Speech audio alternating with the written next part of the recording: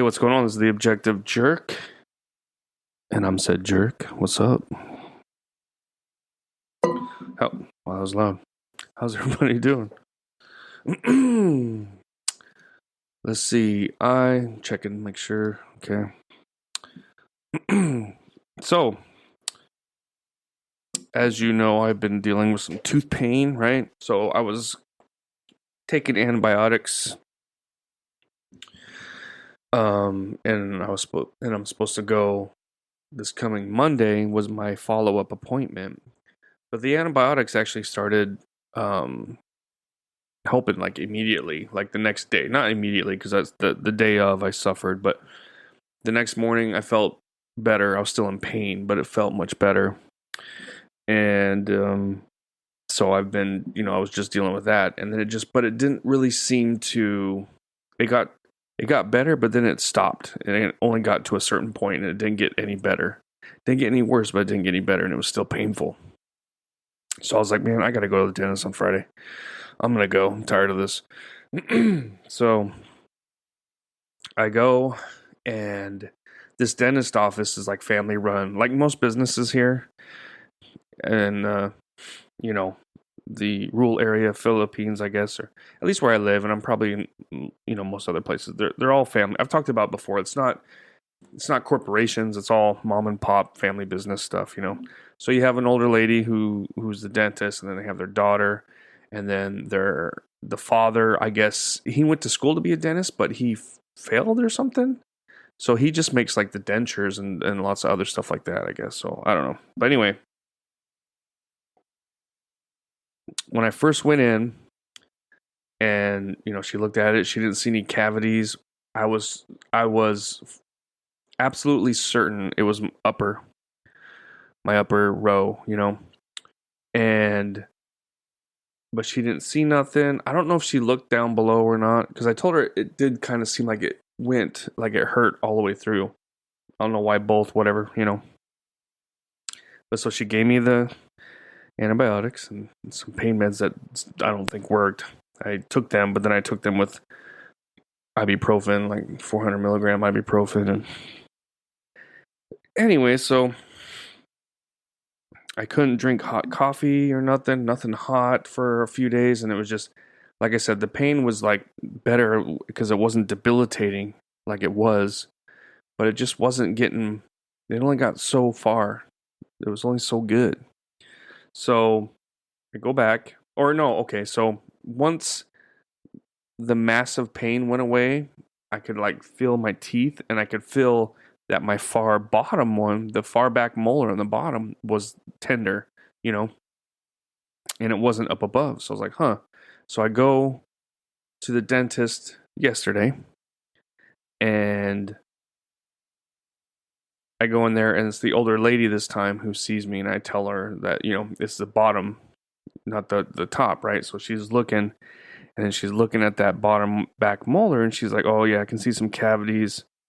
She's like, you're probably going to need a crown. No. What's it called? Root canal. The thing is, they don't do root canals because of how expensive it is. Like they used to. They had all the stuff needed, but then like the little filler and certain things that you have to use, they have expiration dates, and all their supply stuff would expire because nobody would get the root canal because it's so expensive, right? And I'm like, well, how much is it?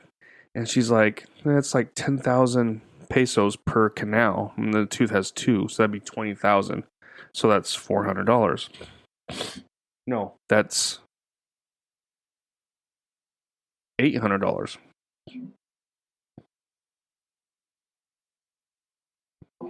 And even though I have the money, I don't want to pay that much, That's just kind of a lot for, especially a back molar, And then I'm like, well, how much is it to pull it out? And she said 1,000 pesos. And I'm like, well, that's what I'm going to do. But then I was like, well, let me make sure with the wife. I don't want to do something.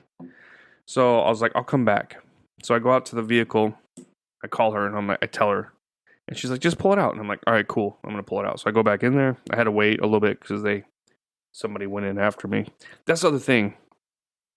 I've talked about it before, but they don't have appointments. It's so annoying. It's just first come, first serve. So you come in and you have to wait. Somebody could be getting a full cleaning and it takes an hour and you're sitting there waiting. And then you go and they see the next one. The next one's like, man, why can't they have like, maybe the young daughter does first come, first serve, but then the older lady should do appointments or something. That's how it should be done. And the thing is, like, Filipinos are shitty about keeping appointments. I think that's why they do it this way. I don't know. Everything is first come, first serve. There are no appointments. And it's fucking annoying. Anyway. So I wait for that customer, and then I go in there and I'm like, yeah, let's yank it out. So, go in there, she numbs it up, she moves it, pulls it out, right? She was great, did a great job. And then she's like, oh, this is what's going on. Oh man, I meant to grab the tooth. Well, I guess I do the filter or whatever, so you're not going to really be able to see it. But the molar, like, a large portion of it was separated, so it was cracked. And, cavities were getting down below the crack a little bit. So what I think, because that tooth has been giving me problems for over a year. I didn't know it was that tooth exactly, but I would go through periods and I would bite down in just the right way, almost like when you bite your tongue. You just, oh crap, what the hell, I would just be eating some food and maybe something a little hard or whatever would get in there just right, and oh man, it hurt. I don't remember when I probably cracked it initially, but it's been a while. And so every once in a while I would just bite down and it would just be like, oh my gosh, a sharp pain in my jaw. And I have to wait. And then it would go away and then I would just eat. And so I focus, chewing my food on my left side. So I've been chewing my food on the left side for like a year. And just keep putting it off and putting it off. So that would happen periodically, right? And then last Friday, so like about a week ago, I was chewing some gum that were like little tennis balls, and they had like little flavored like juice inside. And when I was chewing that, my tooth started hurting. I was like, oh man. So I spit it out or whatever, but then so what I think happened is that gum finally cracked it all the way. So it was open to the nerves. You know what I mean? So when I drank something hot, it went right in there and hit those nerves. And oh my goodness, it was painful. Like, it was just like, I felt like I got shot in the head. I was just like, ah! It hurt so bad. And then it would just constantly pain, and then it would kind of go away, and every 10 minutes. So I was like constantly sipping cold water. So that's what happened. And so she pulled it out, and she's like, well, at least, a root canal would have been pointless. She's like, it had to go out. So it kind of worked out,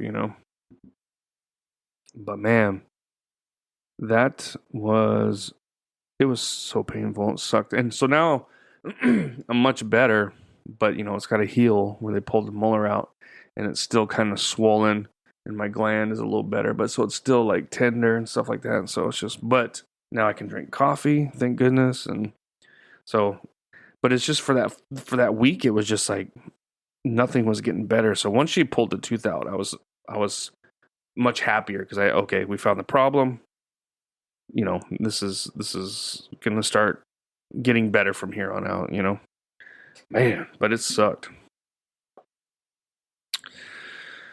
What else? So, man, okay, so I guess Trump and Elon, right? Like, what the hell? Man, I think it's one of two things. One, it's all just BS, and they're, trolling and being, trying to like mess with the left and the media and stuff, which I kind of hope it is. like at first, that's what I thought, but then as it's progressed, I'm like, maybe not. I'm hoping it is. I have some friends that still think that, but I kind of think it's just Elon is Elon. He's a little, he's on the spectrum. Some people are like, they say it, but yeah, I'm pretty sure he is. He just does things. And I think he got really absorbed by the power he had, and he was in the Oval Office all the time and he was doing this. And then when it ended, it's just like he didn't have that power anymore. And then he doesn't like the bill, the big beautiful bill, which I agree with, because I mean, I don't know, I haven't read it, so maybe it is beautiful and it's awesome in every way. But regardless of which side it is, I don't like when they throw a bunch of shit into one bill. I hate that. The left does it and the right does it. And I don't know, it just bugs me. It's like, I know it's like the only way for them to scam their way to get things, because if they don't do it that way, it'll never get passed. But that's the point. Like, that's kind of bullshit. Let's get a bunch of stuff that they can't say no to, but then we'll put a bunch of things in there that, and, like I said, even though I might even agree with what's in the bill, I still don't like the massive bill tactic. It's just dirty. But I mean, that's what politicians are. They're dirty scumbag pieces of shit. So I mean, I guess, you can't put it past them. So I'm not like surprised really, but things were going so great, and now you kind of have this. But what's kind of funny I've noticed is, I mean, people are talking about it, but they're not like, what was it a while ago when people were just trying to be like, oh, Elon wants to be president, and like the media was just going crazy saying how, kind of talking about like what's going on now, but it wasn't going on. And now that it's actually kind of happening, nobody's really saying much. I mean, at least not like they were. So it's almost like they're kind of holding back and making sure, because they don't want to fall for, like it's all BS.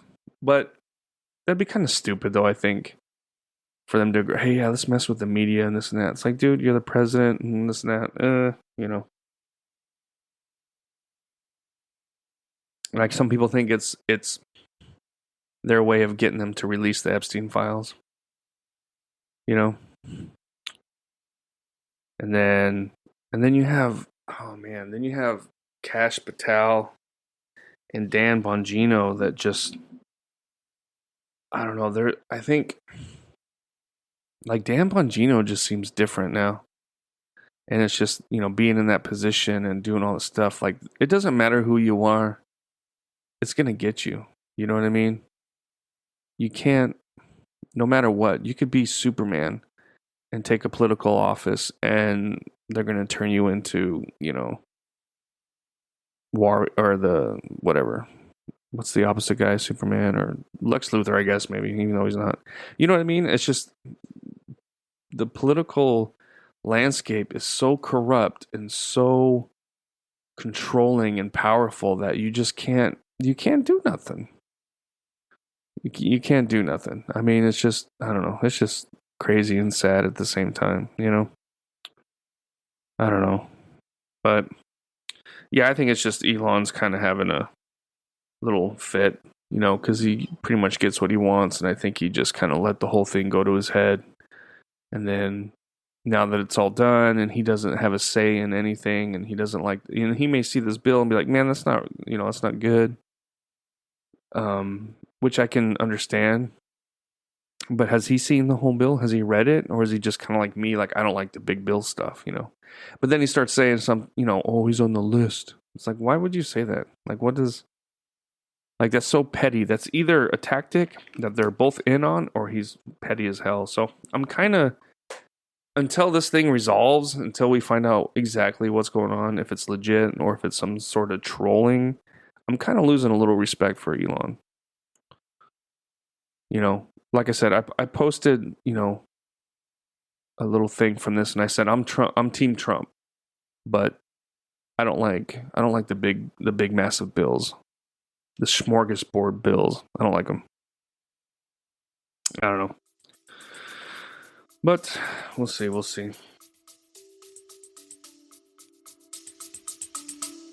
Stay with us. We'll be right back. Thanks again for listening to The Objective Jerk. I greatly appreciate it. If you could like, subscribe, comment on wherever you're finding this, and you can also email me at theobjectivejerk@gmail.com. So, hope you're enjoying it, and please continue on with the episode.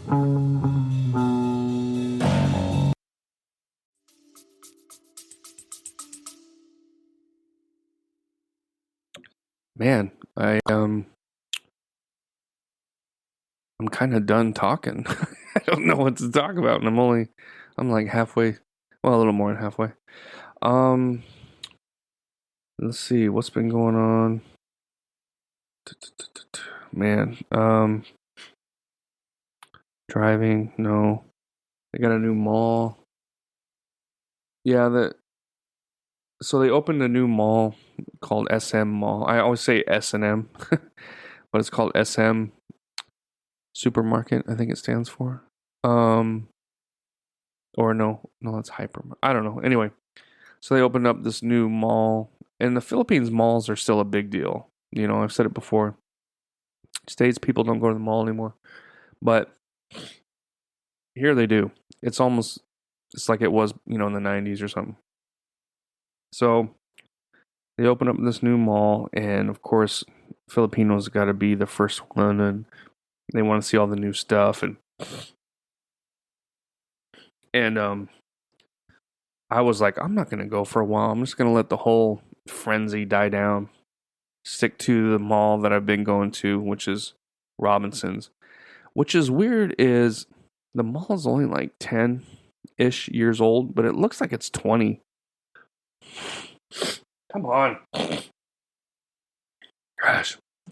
Every time I start talking on the damn mic, just phlegm starts coming out.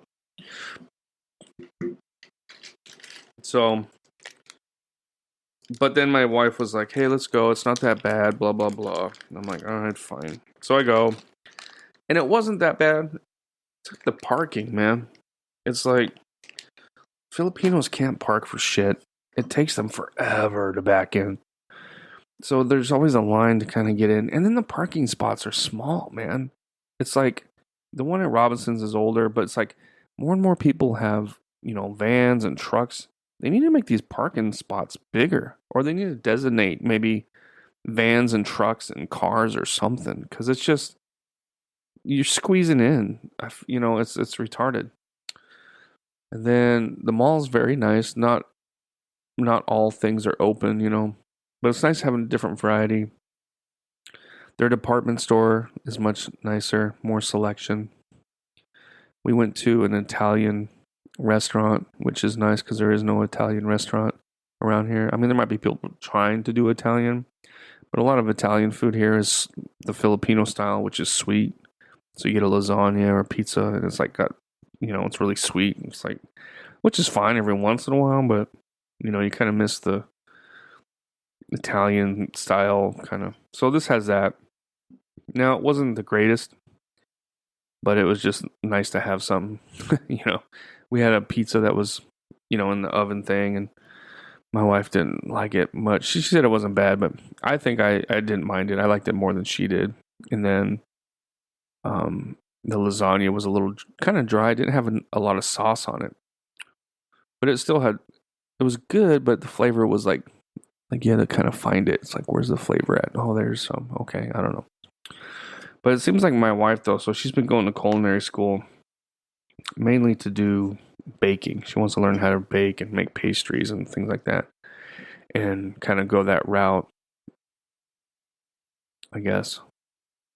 And ever since that, she's really been kind of like a critic to food. I mean, she's always kind of been a foodie. She's a great cook without training. She's just naturally a good cook. It's probably one of the reasons why I married her, because I was like, oh man, she can cook. All right. But so the mall's nice and stuff like that. It's just like, traffic is kind of crazy. And then at that intersection to get there, they put in a light. So it's the second light in the area, traffic light. But man, Oh, dude, Filipinos just they don't know how to drive through any kind of intersection, arrow, merging. Oh my gosh, they just it just they don't know what to do. It is getting better. Like they had it on one day I remember, and it was just like they didn't know what to do, so they got the traffic guys out there to kind of help. And then it's like everything's flashing yellow, and it's like, here, you do this. This is how you do it. Hopefully they'll get it eventually. But the problem is though is so they have driver's ed, and people are now having to go through driver's ed to get if their license expires or whatever. I mean, there's a lot of people that don't even have licenses on the road.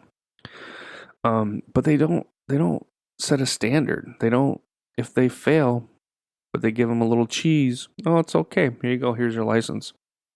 So you're not teaching them anything. Nothing's going to change.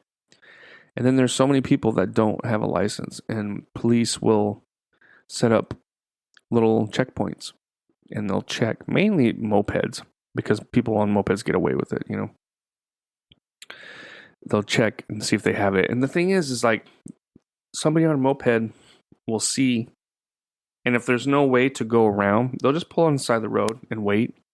So there's like a group of people on mopeds just waiting, and then the police just sit there and they can see them, but they don't do nothing. It's like that right there is kind of damn, I forgot the term.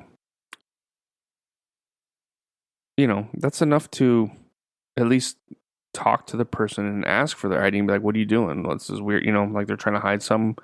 Are they moving drugs or whatever? It's probable cause.